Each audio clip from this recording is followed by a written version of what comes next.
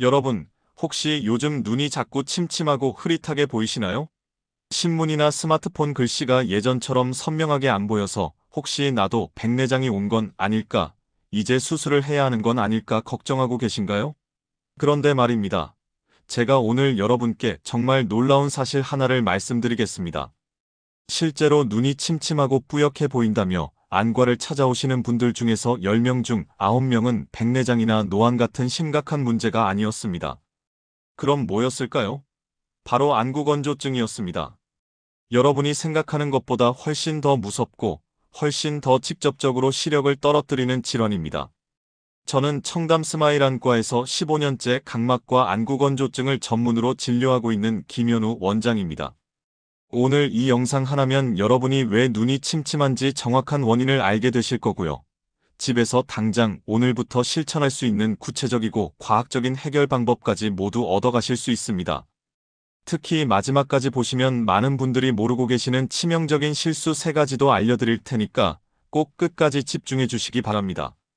자, 본격적으로 시작하기 전에 제가 최근에 진료했던 한 분 이야기를 먼저 들려드리겠습니다. 72세 김남희 할머니께서 작년 가을에 저희 병원을 찾아오셨습니다. 할머니는 몇 달 전부터 갑자기 신문 글씨가 겹쳐 보이고 흐릿해서 도저히 읽을 수가 없다고 하셨어요. 처음엔 노안이 심해진 줄 알고 돋보기 도수를 높였는데도 소용이 없었고 결국 백내장 수술을 각오하고 병원에 오셨던 겁니다. 그런데 제가 검사를 해보니까 백내장은 아주 초기 단계였고 진짜 문제는 심각한 안구건조증이었습니다. 할머니의 눈물막은 거의 깨져 있었고 각막 표면에는 수없이 작은 상처들이 있었어요. 저는 할머니께 백내장 수술은 당장 필요 없다고 말씀드렸습니다. 대신 안구건조증 치료에 집중하자고 했죠. 인공 눈물을 하루 6번씩 규칙적으로 넣고 오메가3 영양제를 꾸준히 드시고 매일 아침 저녁으로 눈 찜질을 하도록 했습니다. 그리고 한 달 뒤에 다시 오셨을 때 할머니는 활짝 웃으시면서 이렇게 말씀하셨습니다. 원장님, 이제 신문도 다시 읽을 수 있고 손주들 얼굴도 선명하게 보여요. 수술 안 해도 되는 거죠? 네, 정말 수술 없이도 시력이 회복된 겁니다. 이게 바로 안구건조증의 무서운 점이자 동시에 희망적인 점입니다. 제대로만 관리하면 수술 없이도 충분히 시력을 되찾을 수 있다는 거죠. 그럼 이제부터 본격적으로 안구건조증이 어떻게 우리 눈을 침침하게 만드는지 3가지 핵심 원인을 차근차근 설명해 드리겠습니다. 첫 번째 원인은 바로 눈물막의 파괴입니다. 여러분, 우리 눈 표면에는 아주 얇은 눈물층이 있다는 거 알고 계셨나요? 이 눈물막은 두께가 고작 7마이크로미터밖에 안 됩니다. 머리카락 굵기의 10분의 1도 안 되는 아주 얇은 막이에요. 그런데 이 얇은 막이 하는 역할이 정말 엄청납니다. 우리가 사물을 볼 때 빛이 각막을 통과해서 눈 안으로 들어오는데요. 이때 눈물막이 마치 카메라 렌즈처럼 빛을 깔끔하게 모아주는 역할을 합니다. 그런데 안구건조증이 생기면 이 눈물막이 군데군데 깨지기 시작해요. 마치 물웅덩이가 마르면서 갈라지는 것처럼요. 그러면 어떤 일이 벌어질까요? 빛이 고르게 굴절되지 못하고 사방으로 흩어지면서 사물이 겹쳐 보이고 흐릿하게 보이는 겁니다. 여러분이 인공 눈물을 넣었을 때 순간적으로 시야가 확 맑아지는 경험 해보셨죠? 그게 바로 깨졌던 눈물막이 다시 채워지면서 빛의 굴절이 정상화된 거예요. 실제로 서울대 안과에서 발표한 연구를 보면요. 안구건조증 환자들의 시력을 측정했을 때 인공 눈물을 넣기 전과 후의 시력 차이가 평균 0.2에서 0.3까지 났다고 합니다. 안경을 한 단계 바꾸는 것만큼 차이가 나는 거예요. 그만큼 눈물막이 시력에 직접적인 영향을 준다는 증거입니다. 두 번째 원인은 각막 손상입니다. 이건 정말 심각한 문제입니다. 우리 눈꺼풀 안쪽은 부드러워 보이지만 사실은 미세한 돌기들이 있어요. 정상적인 상태에서는 눈물이 윤활유 역할을 해서 눈을 깜빡일 때마다 부드럽게 미끄러지는데요. 눈물이 마르면 어떻게 될까요? 눈꺼풀이 각막 표면을 직접 긁게 됩니다. 우리가 하루에 눈을 깜빡이는 횟수가 몇 번인지 아세요? 평균 1만 5천 번에서 2만 번입니다. 그러니까 눈물이 부족한 상태에서 하루 종일 2만 번씩 각막이 긁히는 거예요. 마치 사포로 유리를 문지르는 것과 같습니다. 처음에는 눈에 안 보이는 아주 작은 상처들이지만 이게 쌓이고 쌓이면 각막 표면이 울퉁불퉁해집니다. 유리창에 흠집이 나면 햇빛이 산란되어서 제대로 안 보이는 것처럼 각막에 상처가 나면 빛이 산란되어서 시야가 번지고 흐려지는 겁니다. 제가 진료하면서 본 가장 심각한 케이스는 57세 이정민 씨였습니다. 이분은 회계사로 일하시면서 하루 종일 컴퓨터 모니터를 보는데요. 몇 년 동안 눈이 뻐근하고 침침한 걸 그냥 피곤해서 그런가 보다 하고 넘기셨대요. 그러다가 어느 날 갑자기 시력이 0.3까지 떨어져서 깜짝 놀라서 오신 거예요. 검사해보니까 각막 전체에 상처가 너무 많이 나 있어서 마치 서리가 낀 유리창처럼 뿌옇게 보였습니다. 다행히 각막은 재생 능력이 있는 조직이라서 적극적으로 치료하면 회복이 됩니다. 이정민 씨도 3개월 동안 집중 치료를 받고 나서 시력이 0.8까지 돌아왔어요. 하지만 만약 더 늦게 오셨다면 영구적인 시력 손실로 이어질 수도 있었던 위험한 상황이었습니다. 세 번째 원인은 염증입니다. 많은 분들이 모르시는데요. 눈물은 단순히 눈을 촉촉하게 해주는 역할만 하는 게 아닙니다. 눈물 속에는 라이소자임이라는 항균 물질이 들어있어서 눈을 소독하고 세균으로부터 보호해줍니다. 그런데 눈물이 부족하면 이 방어막이 약해지면서 세균이 번식하기 시작해요. 처음에는 눈꺼풀 가장자리에 염증이 생기는 안검염으로 시작하는데요. 이걸 방치하면 결막염으로 번지고 더 심해지면 각막염까지 갈 수 있습니다. 각막염은 정말 위험합니다. 각막에 염증이 생기면 혼탁이 남을 수 있고 이 혼탁은 영구적으로 시력을 떨어뜨릴 수 있거든요. 제가 작년에 진료했던 45세 박수진 씨 케이스를 말씀드리면요. 이분은 평소에 눈이 자주 충혈되고 눈곱이 많이 끼는 증상이 있었는데 그냥 피곤해서 그런가 보다 하고 넘기셨어요. 그런데 어느 날 갑자기 눈이 너무 아프고 눈물이 계속 나면서 빛을 보기 힘들어서 응급실에 오셨습니다. 검사해보니까 세균성 각막염이 생긴 거예요. 다행히 빨리 발견해서 강력한 항생제 치료로 회복하셨지만 정말 아슬아슬한 순간이었습니다.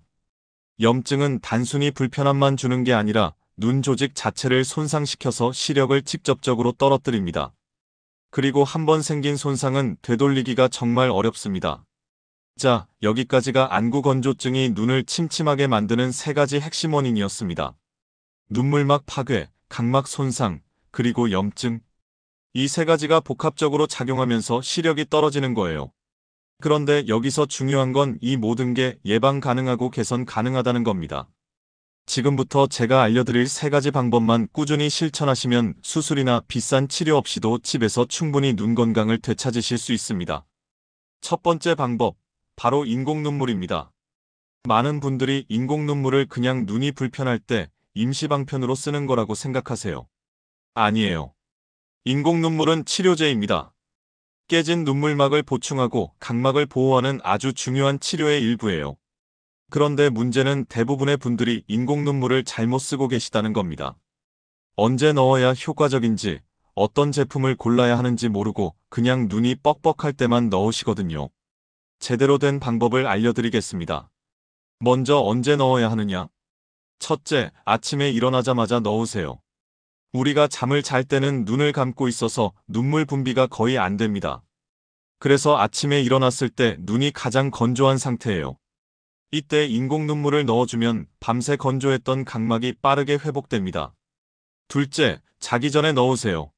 낮 동안 하루 종일 혹사당한 눈에 마지막으로 영양을 공급해주는 거예요. 특히 잠들기 전에는 점도가 높은, 좀 더 끈적한 제품을 사용하시면 밤새 효과가 오래 지속됩니다. 셋째, 눈이 마르기 전에 미리미리 넣으세요. 이게 가장 중요합니다. 책을 30분 이상 읽을 때, 스마트폰을 오래 볼 때, 컴퓨터 작업을 할 때, 에어컨이나 난방이 강한 건조한 환경에 있을 때는 눈이 뻑뻑해지기 전에 미리 넣어주는 겁니다. 예방이 치료보다 훨씬 효과적이거든요. 그럼 하루에 몇 번 넣어야 하느냐고 물어보시는데요. 정답은 없습니다. 사람마다 건조한 정도가 다르니까요. 하지만 일반적으로 최소 하루 4번에서 6번 정도는 넣으시는 게 좋습니다. 그럼 어떤 제품을 골라야 할까요? 약국에 가보면 인공눈물 종류가 정말 많죠. 여기서 가장 중요한 기준은 바로 보존제 유무입니다. 인공눈물에는 세균 번식을 막기 위해서 보존제가 들어가는데요. 이 보존제가 눈을 자극할 수 있습니다. 특히 하루 4번 이상 자주 사용하시는 분들은 반드시 무보존제 제품을 선택하셔야 해요. 무보존제 제품은 대부분 일회용 낱개 포장으로 나옵니다. 한 번 쓰고 버리는 거라서 조금 비용이 들긴 하지만 눈 건강을 위해서는 꼭 필요한 투자입니다. 그리고 점도도 중요합니다. 낮 시간대에는 묽고 산뜻한 제품을 쓰시는 게 좋아요. 끈적하면 시야가 흐려져서 불편하거든요. 반대로 잠자기 전에는 점도가 높은 젤 타입 제품을 쓰시면 밤새 효과가 오래 지속됩니다. 그래서 이상적으로는 두 가지 제품을 같이 쓰시는 거예요. 낮에는 묽은 타입, 밤에는 젤 타입. 제가 환자분들한테 가장 많이 강조하는 말이 뭔지 아세요? 인공 눈물은 아껴 쓰는 게 아니다. 물처럼 자주 넣어라. 이겁니다. 실제로 제 환자분들 중에서 인공 눈물을 꾸준히 제대로 사용하신 분들은 정말 놀라운 변화를 경험하세요. 두 번째 방법은 오메가3가 풍부한 음식 섭취입니다. 여러분, 우리 눈물이 그냥 물로만 되어 있다고 생각하시나요? 아닙니다. 눈물은 3개 층으로 이루어져 있어요. 가장 안쪽에 물층이 있고 그 위에 점액층이 있고 맨 바깥쪽에 기름층이 있습니다. 이 기름층이 정말 중요합니다. 왜냐하면 이 기름층이 물층이 증발하는 걸 막아주거든요. 마치 냄비 뚜껑처럼요. 그런데 나이가 들거나 영양이 부족하면 이 기름층이 약해집니다.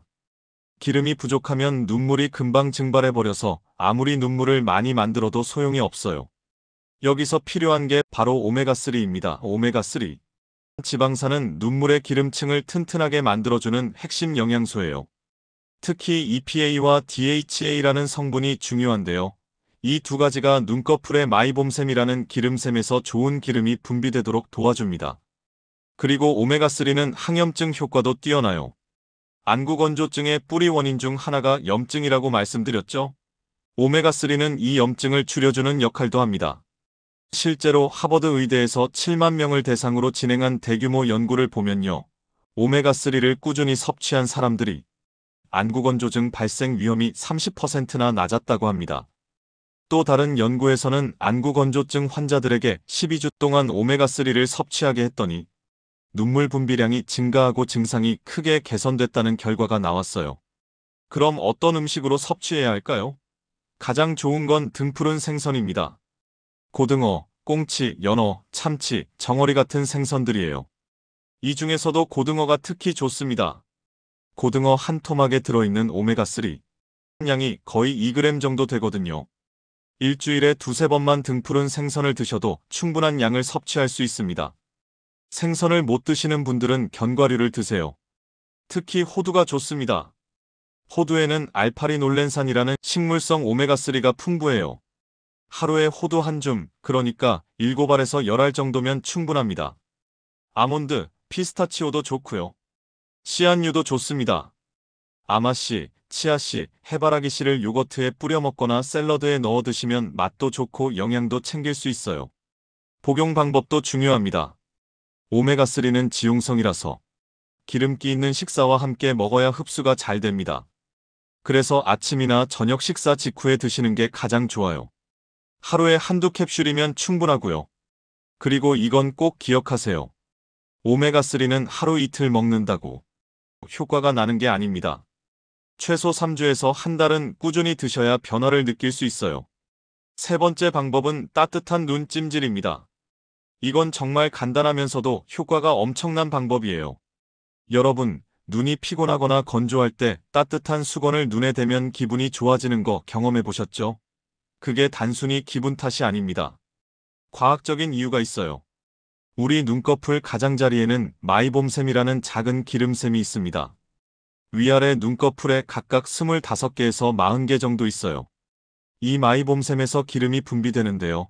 이 기름이 눈물의 바깥층을 이루면서 눈물이 증발하는 걸 막아줍니다. 그런데 나이가 들거나 눈을 혹사하면 이 마이봄샘이 막힙니다. 기름이 굳어서 배출이 안 되는 거예요. 마치 막힌 모공처럼요. 그러면 아무리 눈물을 만들어도 기름층이 약해서 금방 증발해버립니다. 여기서 필요한 게 바로 따뜻한 찜질입니다. 찜질을 하면 어떤 일이 벌어질까요? 첫째, 굳어있던 기름이 녹아서 다시 배출됩니다. 마이봄샘의 기름은 체온보다 조금 높은 온도에서 녹거든요. 그래서 40도 정도의 따뜻한 온도로 찜질을 해주면 막혔던 기름샘이 열리면서 기름이 다시 배출되기 시작합니다. 둘째, 혈액순환이 좋아집니다. 따뜻한 열이 눈 주변 혈관을 확장시켜서 산소와 영양분 공급이 늘어나고 노폐물 배출도 빨라져요. 그러면 눈물샘 기능이 정상화되면서 눈물 분비량도 자연스럽게 증가합니다. 셋째, 염증이 줄어듭니다. 따뜻한 온도가 염증을 유발하는 물질들을 제거하는 데 도움을 주거든요. 실제로 미국 안과학회에서 발표한 연구를 보면요. 하루 2번 10분씩 눈찜질을 한 안구건조증 환자들이 4주 후에 증상이 평균 60% 이상 개선됐다고 합니다. 약도 안 쓰고 그냥 찜질만으로요. 그럼 집에서 어떻게 찜질을 해야 할까요? 3가지 방법을 알려드리겠습니다. 첫 번째는 수건을 이용하는 방법입니다. 깨끗한 수건을 준비하세요. 작은 손수건이나 타올을 따뜻한 물에 적셔서 꽉 짜줍니다. 그 다음 전자레인지에 20초에서 30초 정도 데워주세요. 꺼내서 손목 안쪽에 대봤을 때 뜨겁지 않고 따뜻한 정도가 적당합니다. 너무 뜨거우면 화상 입을 수 있으니 조심하셔야 해요. 그 수건을 눈 위에 5분에서 10분 정도 올려두시면 됩니다. 식으면 다시 데워서 올려주시고요. 두 번째는 찜질 전용 안대를 사용하는 방법입니다. 요즘 약국이나 온라인에서 눈찜질용 안대를 쉽게 구할 수 있어요. 일회용도 있고 반복 사용 가능한 제품도 있습니다. 전자레인지에 데워서 쓰는 타입이 있고 USB로 연결해서 쓰는 전기 타입도 있어요. 이런 제품들은 온도가 일정하게 유지되고 사용하기 편해서 꾸준히 하기 좋습니다. 특히 자기 전에 침대에 누워서 10분 정도 착용하면 정말 편안하게 잠들 수 있어요. 세 번째는 차 티백을 이용하는 방법입니다. 녹차나 캐모마일 티백을 뜨거운 물에 우려낸 다음 적당히 식혀서 눈 위에 올려주세요. 차에 들어있는 천연 성분들이 염증을 완화시키고 피로 회복에 도움을 줍니다. 특히 녹차에 들어있는 카테킨 성분은 항산화 효과가 뛰어나서 눈 건강에 좋아요. 다만 너무 뜨거운 상태로 올리면 안 되고요. 미지근하게 식힌 다음에 사용하셔야 합니다. 찜질을 할 때 중요한 포인트가 있습니다. 첫째, 온도는 40도 전후가 가장 좋습니다. 손으로 만졌을 때 따뜻하지만 뜨겁지 않은 정도예요. 체온계로 재보면 38도에서 42도 사이가 적당합니다. 너무 뜨거우면 화상을 입을 수 있고 너무 미지근하면 효과가 없어요. 둘째, 시간은 한 번에 10분 정도가 적당합니다. 5분보다는 10분이 더 효과적이고요. 15분 이상 하면 오히려 눈이 충혈될 수 있으니 주의하세요. 셋째, 횟수는 하루 2번이 이상적입니다. 아침에 1번, 저녁에 1번. 특히 아침 세수 전에 5분, 밤 자기 전에 10분 이렇게 하시면 정말 좋습니다. 넷째, 꾸준함이 가장 중요합니다. 한두 번 하고 말면 소용없어요. 생활 습관으로 만들어야 합니다. 이를 닦듯이 찜질을 하는 거예요. 제가 환자분들한테 강조하는 게 뭐냐면 찜질은 치료가 아니라 눈 관리의 기본이다. 매일 하는 루틴으로 만들어라. 이겁니다. 자, 여기까지가 집에서 안구건조증을 해결하는 3가지 핵심 방법이었습니다. 인공 눈물, 오메가3, 그리고 눈찜질. 이 3가지만 제대로 실천하시면 정말 놀라운 변화를 경험하실 수 있습니다. 그런데 여기서 끝이 아닙니다. 아무리 좋은 방법도 잘못 사용하면 효과가 없거나 오히려 해가 될 수 있어요. 그래서 지금부터 반드시 기억해야 할 3가지 핵심 주의사항을 말씀드리겠습니다. 이 부분이 정말 중요합니다. 많은 분들이 이걸 몰라서 실수하시거든요. 첫 번째 주의사항, 인공눈물 사용 시 주의할 점입니다. 가장 중요한 건 무보존제 제품을 선택하는 겁니다.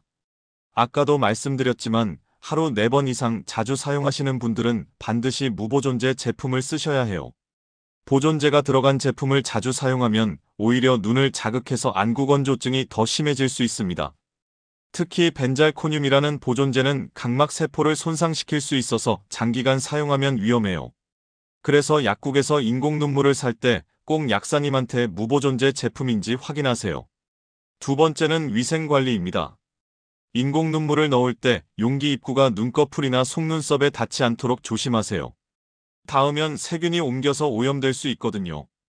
일회용 제품은 한 번 쓰고 바로 버리셔야 하고요. 다회용 제품도 개봉 후 1달 이내에 사용하셔야 합니다. 냉장고에 보관하시는 분들도 계신데요.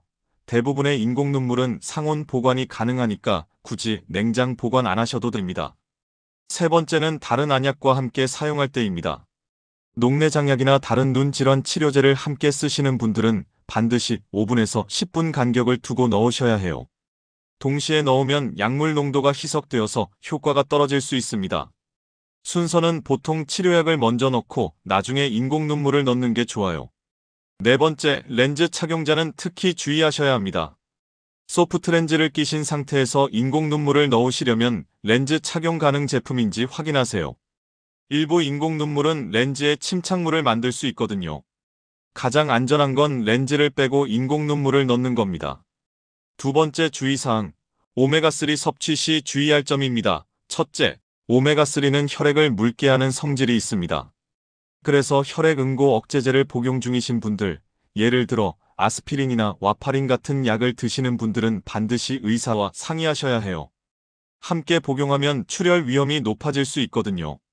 수술을 앞두신 분들도 2주 전부터는 오메가3 섭취를 중단하는 게 안전합니다.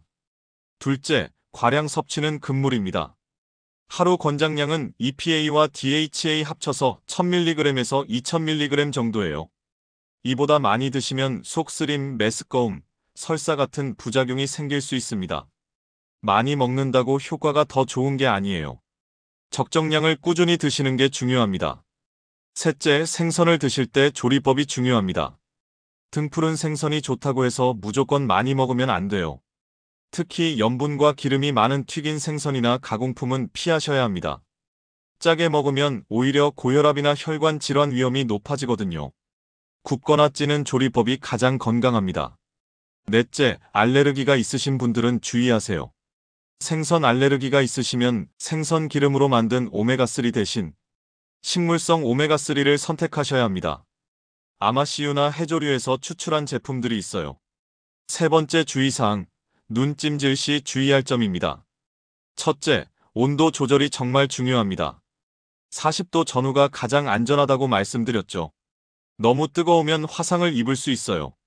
특히 전자레인지에 데운 수건은 생각보다 뜨거울 수 있으니까 반드시 손등이나 손목 안쪽에 먼저 대보고 온도를 확인하세요. 피부가 약한 노인분들이나 감각이 둔한 당뇨병 환자분들은 특히 조심하셔야 합니다. 둘째, 시간을 지키세요. 한 번에 10분 정도가 적당하고 하루 2번이면 충분합니다. 더 자주, 더 오래 한다고 효과가 더 좋은 게 아니에요. 오히려 너무 오래 하면 눈 주변 피부가 건조해지고 눈이 충혈될 수 있습니다. 셋째, 염증이 있을 때는 절대 찜질하시면 안 됩니다. 결막염이나 다래끼, 각막염 같은 눈 염증이 있는 상태에서 찜질을 하면 따뜻한 온도 때문에 세균이 더 빨리 번식할 수 있어요.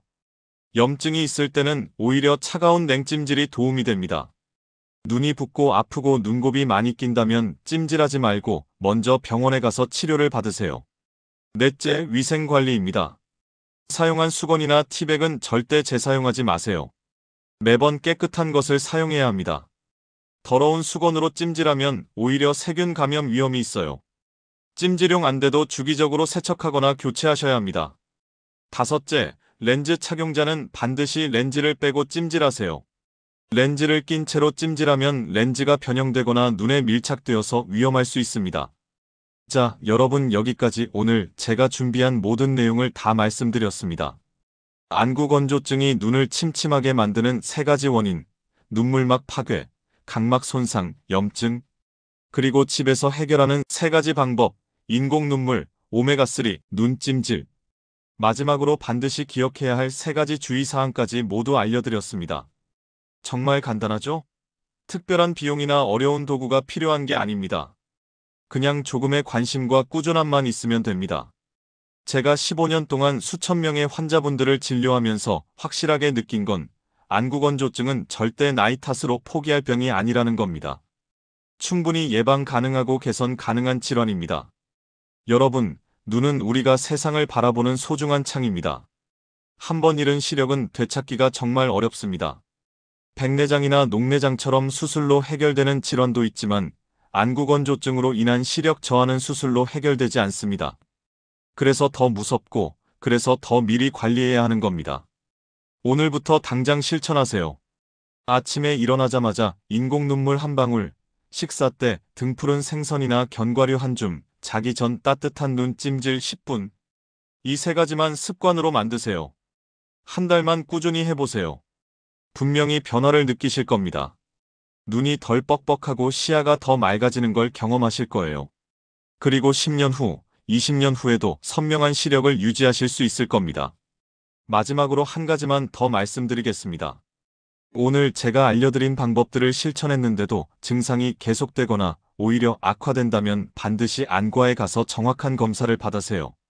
안구건조증이 아니라 다른 질환일 수도 있고, 안구건조증이라 해도 정도가 심해서 전문적인 치료가 필요할 수도 있습니다.